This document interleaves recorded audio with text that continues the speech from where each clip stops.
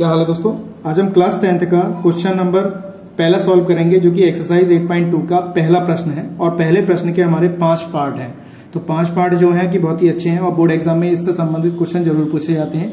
इससे पहले मैं आपको वीडियो शुरू करूं उससे पहले मैं आपको ये बताना चाहूंगा तो क्योंकि ये जो चैप्टर है बहुत ही आसान है, बहुत ही आसान तरीके से इसको हम सॉल्व कर सकते हैं, आप भी इससे अच्छी तरह सीख सकते हैं। ठीक है दोस्तों, तो कैसे हल करते हैं जरा ध्यान से समझिएगा। चैनल पहली बार आए, चैनल को सब्सक्राइब करें, लाइक करें और शेयर जरूर करें वीडियो को। बेल आइकन को जरूर प्रेस कर लें जिससे कि नए नोटिफिकेशन आपको तुरंत मिले। ठीक है दोस्तों, तो आप मुझे जानते हैं, मेरा नाम है साकेत और आप देख रहे हैं मेरे चैनल Pi20। चलिए शुरू करते हैं। सबसे पहले आपको क्या करना है, इस एक्सरसाइज से शुरू करने से पहले आपको टेबल अच्छे तरीके से याद होनी चाहिए। ठीक है दोस्तों, देखिए हमारा ये टेबल मैंने यहाँ पे बनाया हुआ है, छोटा सा आपको समझाने के लिए बनाया हुआ है। जैसे कोण है हमारे पास 0 डिग्री, 30 डिग्री, 45 डिग्री, 60 डिग्री और 90 डिग्री। इससे पहले मैं टेबल बना चुका हूँ। 8.1 जब एक्सरसाइज शुरू करी थी तो मैं उसके फॉर्मूले जो बताए थे तो मैंने वहां पे टेबल दी थी। वहां जो टेबल दी थी मैंने 180 तक आपको याद करने के लिए कहा था। यहाँ पे मैंने टेबल बनाई है 90 तक। ठीक है, तो हमारी क्या कहते हैं 6 त्रिकोणमितीय अनुपात हैं, इनके हमारे कोण दे रखे हैं। Sine theta, cos theta, tan theta, cot theta, sec theta और कॉसेक थीटा। साइन 0 का मान 0, साइन 30 का मान 1/2, साइन 45 का मान 1/√2, साइन 60 का मान √3/2 और साइन 90 का मान कितना होता है 1। कॉस का मान यहां से रिपीट हो जाता है, कॉस 0 का मान 1, कॉस 30 का मान यहाँ पे जो होता है वो ये हो जाता है √3/2, 45 का मान 1/√2 और कॉस 60 का मान 1/2 और यहाँ पे कितना होगा कॉस 90 का मान 0। टेन 0 का मान 0 होता है, टेन 30 का मान 1/√3 होता है और टेन 45 का मान 1 और टेन 60 का मान √3 और टेन 90 का मान क्या होता है अपरिभाषित होता है। बाकी कॉट 10 का उल्टा होता है, सेक कॉस का उल्टा होता है और कॉसेक जो है वो साइन का उल्टा होता है। आप इस टाइप से यहाँ पे अच्छी तरह से इसको याद कर सकते हैं। ठीक है दोस्तों, मैं समझता हूँ आपको ये चीज अच्छी तरह समझ में आ गई हुई। कोई दिक्कत है तो कमेंट बॉक्स से बताइएगा। ठीक है दोस्तों, तो कैसे इसको सॉल्व करते हैं जरा ध्यान से समझिएगा। जैसे हमारा पहला प्रश्न है, आपको जैसे यहाँ पे ये दे रखे हैं तो आपको ट्रिग्नोमेट्रिक के सारे मान आपको अच्छी तरह से याद होने चाहिए। यहाँ पे दे रखा है साइन 60 इंटू है बीच में कॉस 30 प्लस साइन 30 और कॉस 60। ठीक है दोस्तों, इस तरीके से हम यहाँ पे लगा सकते हैं। अगर आप बड़ी क्लास में होते यानी कि इंटर क्लास में होते तो ये फॉर्मूला होता है sign A cos B plus cos A sine B. तो आप फर्स्ट क्लास में इंटर क्लास में इसको इस टाइप से हल कर सकते थे, लेकिन आपका ये खाली इस पैटर्न पे आधारित है यानी कि इस टेबल पे आधारित है, तो टेबल के आधार पर यहाँ पे आप सीखेंगे। ठीक है दोस्तों, तो कैसे करेंगे जरा ध्यान से समझिएगा। तो जैसे हमारे पास साइन 60 है तो साइन 60 का मान कितना होता है √3/2 होता है। तो साइन 60 का मान यहाँ पे हम क्या लगाएंगे √3/2 लगा देंगे। इसके बीच में दोनों के बीच में काय का चिन्ह है गुणा का चिन्ह है। ठीक है दोस्तों, कॉस 30 का मान हमारे पास कितना होता है, देखिए 0 कॉस 30 का मान √3/2 होता है। तो कॉस 30 का मान भी हम कितना लगाएंगे √3/2 लगा देंगे। ठीक है दोस्तों, प्लस ये हमारा प्लस चिन्ह आ गया। साइन 30 का मान देखिए साइन ये रहा 30 का मान, साइन 30 का मान कितना है 1/2 है, तो यहाँ पे हम 1/2 लिख देंगे यहाँ पर इस तरीके से। कॉस 60 का मान कितना है 1/2, तो यहाँ पे हम 1/2 लिख देंगे। ठीक है दोस्तों, इस तरीके से हमने यहाँ पे लगा दिया। तो मैं समझता हूँ टेबल आपको अच्छी तरह समझ में आ गई होगी। इसके आधार पे हम इसको सॉल्व कर सकते हैं। अब इसे हम सॉल्व करते हैं। देखिए रूट की गुणा रूट से करेंगे तो रूट हट जाएगा तो 3 बचेगा। 2 दूनी कितना हो जाएगा 4 प्लस यहाँ पे 1 की गुणा 1 से करेंगे 1 और 2 दूनी कितना हो जाएगा 4। इस तरीके से हम सॉल्व करेंगे। और इसके बाद हमने क्या किया, बस यहाँ पे एलसीएम ले लेना है। एलसीएम कितना आ जाएगा हमारा 4 आ जाएगा और यहाँ पे कितना आएगा 3 प्लस का 1। तो आंसर कितना आ गया हमारा 4/4 कैंसिल हो जाएगा, तो यानी कि 1 हमारा क्या आ गया इसका आंसर हो गया। हम इस बेस पे इसको भी सॉल्व कर सकते हैं। तो हमारा क्या है ये आंसर है। तो मैं समझता हूँ आपको अच्छी तरह समझ में आ गया होगा। कोई दिक्कत है तो कमेंट बॉक्स में बताइए, कमेंट जरूर करिए जिससे कि हमें पता चले कि आपको मेरी वीडियो कैसी लगी है। ठीक है दोस्तों, इसी प्रकार से हम अगला क्वेश्चन कराते हैं, क्वेश्चन नंबर 2। देखिए कैसे करते हैं, ध्यान से समझिएगा। 2 tan स्क्वायर 45 प्लस का कॉस स्क्वायर 30 माइनस का साइन स्क्वायर 60 दे रखा है। बस आपको टेबल का याद रखना है, टेबल आपको अच्छी तरह से याद होनी चाहिए। अब हमारे पास यहाँ पे 45 का मान देखिए, tan हमारा ये रहा, tan 45 का मान कितना होता है, tan के सामने ये 1 होता है। ठीक है, cos 30 का मान देखिए, cos का 30 के सामने √3/2 होता है और साइन 60 का मान देखिए, साइन का 60 के सामने √3/2 होता है और इसकी हमें यहाँ पे वैल्यू याद करनी है। ठीक है दोस्तों, तो हम क्या करते हैं यहाँ पे tan 45 का मान लगा देते हैं 2 गुणा tan 45 का मान कितना है 1 है और इस पे स्क्वायर दे रखा है तो हमने स्क्वायर चढ़ा दिया। देखिए tan 45 का मान यहाँ पे 1 है, tan 45 का मान यहाँ पे 1 है, तो यहाँ पे हमने इसका स्क्वायर यहाँ पे लगा दिया। ठीक है दोस्तों, इस तरीके से समझ गए होंगे आप। उसके बाद हमारे पास कितना देखिए प्लस का चिन्ह है, कॉस 30 का मान देखिए, कॉस ये रहा 30 का मान √3/2, यहाँ पे लगा देंगे √3/2, लेकिन यहाँ पे स्क्वायर है तो स्क्वायर चढ़ा देंगे। ठीक है, उसके बाद है साइन स्क्वायर 60 यानी कि साइन 60 का मान ये आ गया √3/2 माइनस के √3/2 और पूरे पे क्या है होल स्क्वायर। इस तरीके से होल स्क्वायर है। अब इसको सॉल्व कर लेते हैं हम। देखिए 1 का स्क्वायर करेंगे तो 1 ही आएगा, 2 बचेगा यहाँ पर। इसका वर्ग करेंगे तो कितना आएगा 3 अपॉन में 4, माइनस का इसका मान लगाएंगे तो 3 अपॉन में कितना हो जाएगा 4, क्योंकि वर्ग करने पे रूट हट जाएगा तो 3 अपॉन 4 बचेगा। अब देखिए कैंसिल, ये प्लस का और ये माइनस का कैंसिल हो गया, तो हमारा क्या बचा, केवल 2 बचा, और ये हमारा क्या आ गया इसका आंसर। देखिए कितने आसान तरीके से हमने सवाल किया। मैं समझता हूँ आपको अच्छी तरह समझ में आ गया होगा। कोई दिक्कत है तो कमेंट बॉक्स में बताइएगा, ठीक है दोस्तों। इसी प्रकार से हमारा क्वेश्चन नंबर 3 है, cos 45 अपॉन में sec 30 प्लस का cosec 30 दे रखा है। तो यहाँ पे आपको सारे मान अच्छी तरीके से याद होनी चाहिए। यहाँ पर देखिए मेरे पास ये है, तो देखिए यहाँ पे हमें किस किस मान की जरूरत पड़ेगी अच्छी तरह आप यहाँ पर समझ लीजिए। जैसे हमारे पास दिया है cos 45, तो cos 45 का मान देखिए हमारा कितना होता है 1/√2 होता है, तो cos 45 का मान लगा देंगे यहाँ पर। अगर हम यहाँ लगाएं तो cos 45 का मान कितना बताया मैंने 1/√2, तो यहाँ पे 1/√2 हम लिख सकते हैं। अपॉन में sec 30 का मान देखिए sec ये रहा, और 30 का मान हमारे पास ये रहा, sec 30 का मान 2/√3, यहाँ लिख देते हैं 2/√3 sec 30 का मान, प्लस का चिन्ह आ गया। cosec 30 का मान हमारे पास कितना देखिए cosec ये रहा, और 30 हमारा ये रहा, तो cosec 30 का मान कितना है 2, तो हमने यहाँ पे 2 लिख दिया, ठीक है दोस्तों। मैं समझता हूँ वैल्यू आपको अच्छी तरह समझ में आ गई होगी। दोबारा मैं रिपीट कर देता हूँ। cos 45 का मान हमारे पास कितना दे रखा है, cos 45 का मान 1/√2, देखिए 1/√2 लगाया है। उसके बाद sec 30 का मान हमारे पास देखिए sec 30 का मान 2/√3, यहाँ पे देखिए 2/3 लगा दिया। cosec 30 का मान देखिए cosec 30 का मान कितना है 2, तो 2 लगा दिया यहाँ पर। अब इसको सॉल्व करते हैं। देखो सॉल्व होना जरूरी है, इसको समझिए कैसे करते हैं। इसके नीचे कोई नहीं तो 1 मान लिया मैंने, ठीक है दोस्तों। ये आ गया 1/√2 हमारा। अब यहाँ पे इसको सॉल्व करेंगे तो यहाँ पे आपको एलसीएम लेना पड़ेगा। √3 हमारा एलसीएम आ गया इन दोनों में, रूट से कैंसिल हो गया, तो यहाँ पे बचेगा 2। यहाँ पे कुछ नहीं है तो 2√3 लिखेंगे इसे, ठीक है। अब इसको लिखने का तरीका हमारे पास क्या है, 1/√2 इस तरीके से, और नीचे वाली संख्या पलट के लिख देते हैं इस तरीके से। ये हो जाएगा 2 + 2√3, इस तरीके से हमने यहाँ पे लिख दिया, ठीक है दोस्तों।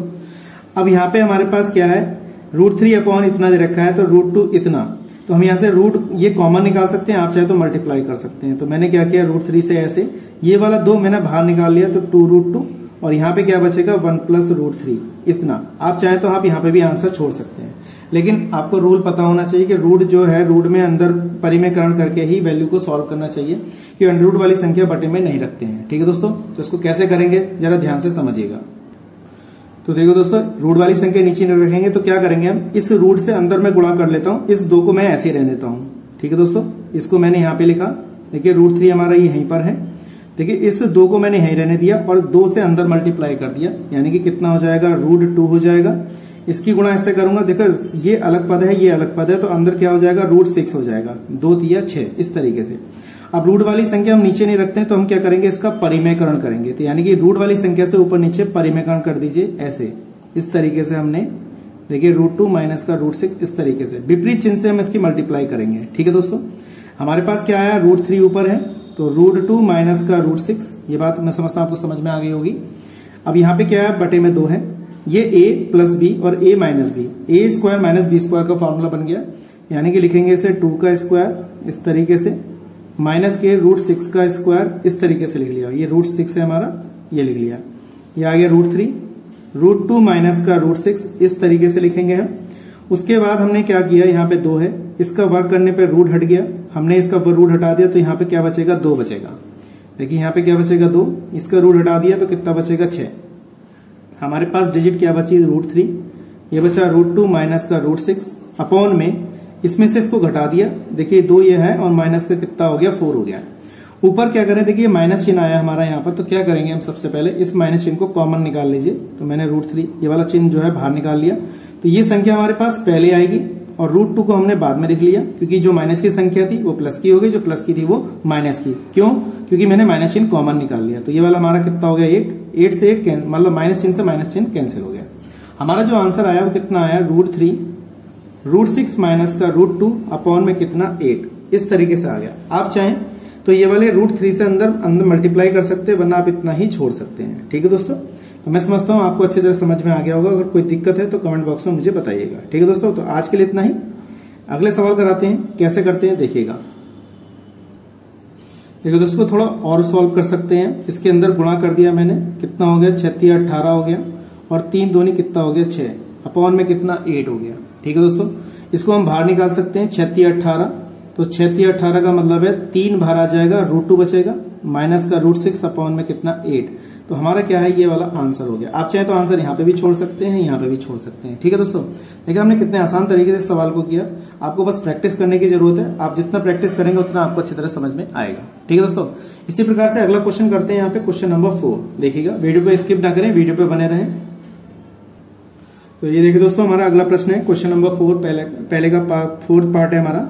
sin 30 प्लस tan 45 माइनस के cosec 60, sec 30 plus cos 60 plus cot 45 दे रखा है। तो बस आपको टेबल याद होनी चाहिए अच्छी तरीके से। टेबल के माध्यम से आप यहाँ पे इसको सॉल्व कर सकते हैं। ठीक है, अब हमारे पास sin 30 दिया है, तो sin 30 का मान हमारे पास कितना होता है, मैं यहाँ पे लगा देता हूँ। तो sin 30 का मान हमारे पास देखिए, sin 30 का मान 1/2, तो मैं यहाँ पे लगाया, देखो मैंने 1/2 लगा दिया। ठीक है दोस्तों, उसके बाद हमारे पास क्या है, tan 45 है, तो प्लस का tan 45 का मान कितना होता है, 1 होता है, तो यहाँ पे मैंने 1 लगा दिया। उसके बाद हमारे पास क्या दिया, माइनस का cosec 60। cosec 60 का मान कितना होता है, देखिए 0, 30, 45, 60, तो cosec 60 का मान हो गया 2/√3। यहाँ लिखेंगे हम 2/√3, इस तरीके से लिख लिया। बटे में sec 30 का मान कितना होता है, देखिए sec 30 का मान हमारा होता है 30 का मान 2/√3, तो ये आ गया 2/√3 हो गया।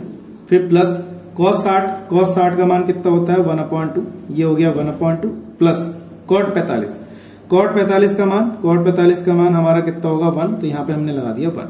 ठीक है दोस्तों, हमने सारे मान लगा दिए यहाँ पर, और इसके आधार पे हम क्या करेंगे, इसको सॉल्व करेंगे। तो सबसे पहले हम क्या करते हैं, इसमें एलसीएम ले लेते हैं कि ऊपर वाले पद में एलसीएम क्या आएगा। देखिए 1 ले लिया, तो यहाँ पे ऊपर वाले पद में हमने सबसे पहले क्या किया, एलसीएम लिया, तो 2√3 एलसीएम आ गया। 2 से 2 कट गया, तो यहाँ पे क्या बचेगा, √3। यहाँ पे क्या आएगा, पूरा पद आएगा 2√3, माइनस का रूट से रूट कट गया, तो 2 की गुणा 2 दूनी 4। ऐसे ही यहाँ पर भी एलसीएम ले लीजिए 1 मान के, कितना आएगा, 2√3 एलसीएम आ जाएगा। तो देखिए यहाँ पे रूट से रूट कट गया, तो 4 हो गया। यहाँ पे 2 से 2 कट गया, तो यहाँ पे √3 आ गया, और प्लस का 2√3 पूरा उतार लिया हमने। अब ये क्या, देखिए ये वाला पद इससे कैंसिल हो गया। ठीक है, क्या बचेगा हमारे पास, √3 प्लस का 2√3 माइनस का 4, और यहाँ बचेगा 4 प्लस √3 प्लस का 2√3, इस तरीके से बचा हमारे पास। ठीक है दोस्तों, अब देखिए सबसे पहले हमारे पास क्या है, इसको ऐड कर लेते हैं। देखिए ये वाला कितना पद हो जाएगा हमारे पास, ये हो जाएगा 3√3 माइनस का 4 अपॉन में ये हो जाएगा हमारे पास 4 प्लस ये वाला, ये हो जाएगा 3√3, इस तरीके से आया। नीचे वाले पद को हम सही करके लिख सकते हैं। सही करके मतलब जैसे हमारे पास ये तो इस टाइप से लिखा हुआ है, इसको हम सही तरीके से लिख सकते हैं 3√3 प्लस का 4, क्योंकि प्लस में आगे पीछे लिखा जा सकता है। मैंने अभी आपको बताया था कि बटे में जो है रूट वाली संख्या नहीं होनी चाहिए, तो हम इसका क्या करेंगे, कॉन्जुगेट मल्टीपल करेंगे। क्या करेंगे, कॉन्जुगेट मल्टीपल। तो कॉन्जुगेट मल्टीपल कैसे करेंगे वो आपको जरा ध्यान से समझना है। यही चीज आपको अच्छी तरह आपको मैथ सिखाएगी। अगर आप ये चीज नहीं सीखेंगे तो आप अच्छी तरह सवाल नहीं कर सकते हैं। ठीक है दोस्तों, तो हम क्या करेंगे, कॉन्जुगेट मल्टीपल। देखिए कॉन्जुगेट मल्टीपल मैंने बताया था इसके विपरीत चिन्ह से करते हैं। तो यहाँ पे प्लस का चिन्ह है, तो ये ऐसे करेंगे -4 से, ऐसे इधर भी क्या करेंगे, √3 माइनस के 4 से ऊपर नीचे मल्टीप्लाई कर दिया। अब मैं यहाँ पे कर देता हूँ, इसको यहाँ पे लिख देता हूँ इस तरीके से। ठीक है दोस्तों, यहाँ पे ये अब देखिए दोनों पद एक से हैं। यहाँ पे हो जाएगा हमारे पास 3√3 माइनस 4, दोनों है तो होल स्क्वायर हो जाएगा। ये वाला a प्लस बी और a माइनस बी है, तो यहाँ पे बन जाएगा 3√3 का होल स्क्वायर माइनस 4 का स्क्वायर, इस तरीके से लिख दिया। अब देखिए हमने यहाँ पे क्या किया, इसका होल स्क्वायर खोलेंगे, a माइनस बी का होल स्क्वायर। आपको पता होना चाहिए a माइनस बी का होल स्क्वायर कितना होता है, a square plus B square minus का 2ab, इस तरीके से सूत्र होता है। और यहाँ पे लिखेंगे इसे।